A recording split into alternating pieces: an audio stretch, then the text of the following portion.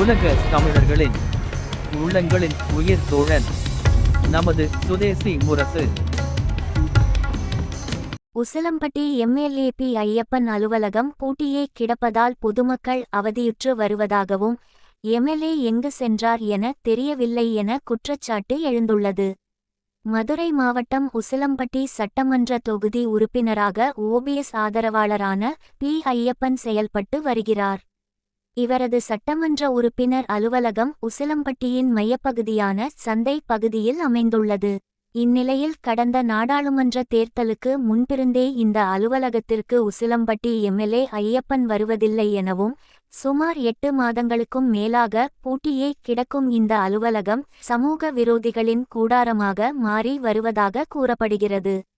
இதனால் எம்எல்ஏவிடம் கோரிக்கை மனு அளிக்க வரும் பொதுமக்கள் அலுவலகம் பூட்டி கிடப்பதால் ஏமாற்றத்துடன் திரும்பி செல்வதாகவும் எம்எல்ஏ எங்கு சென்றார் என தெரியவில்லை என குற்றச்சாட்டு.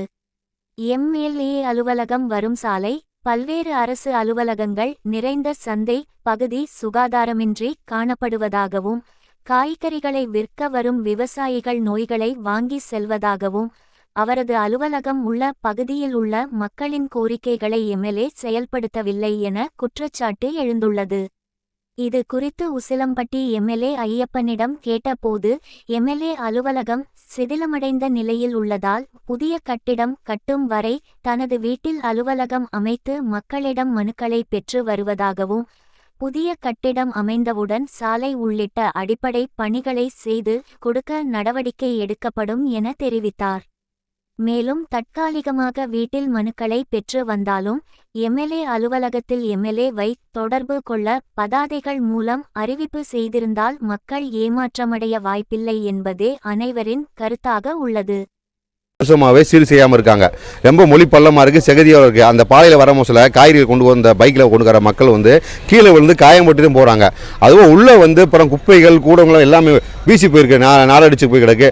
இங்கே உள்ளே காய போட்டு நோயை வாங்கிட்டு போகிறாங்க, பணத்தை வாங்கிட்டு போகிற நோயை தான் வாங்கிட்டு போய் அவங்க ஊசியும் போட முடியும். அவங்க அந்த மாதிரி சூழ்நிலை இருக்குது. எம்எல்ஏ கடந்த நாடாளுமன்ற தேர்தலுக்கு பின்னாடி இந்த அலுவலகத்துக்கு வரவும் இல்லை. மக்கள் பொதுமக்கள், அதாவது 3 யூனியன் சேர்ந்த மக்கள், சேலப்பட்டி யூனியன், செல்லம்பட்டி, உசிலம்பட்டி யூனியன் மக்கள்லாம் கேட்குறாங்க, கேட்குறாங்க எங்கப்பா எம்எல்ஏ, அவர் எங்களுக்கு தெரியாதுன்னு சொல்கிறோம். ஏன்னா எங்கிட்ட இருந்தால் தான் சொல்ல போகிறேன், இந்த இடத்துல அலுவலருக்கு அப்படின்னு தெரிஞ்சிருந்தா சொல்லுவான். இந்த அலுவலகத்துக்கு வரதும் இல்லை, அவர் போகிறதும் இல்லை. இப்போ இந்த நாடாளுமன்ற தேர்தல் பிறகு எந்த ஒரு விஷயத்துக்கு வரதாமல் இருக்கார். அது போக மனு கொடுத்தாச்சு, மக்கள் மனு கொடுத்து பார்க்குறாங்க. இந்த ரோட்டுக்கு மனு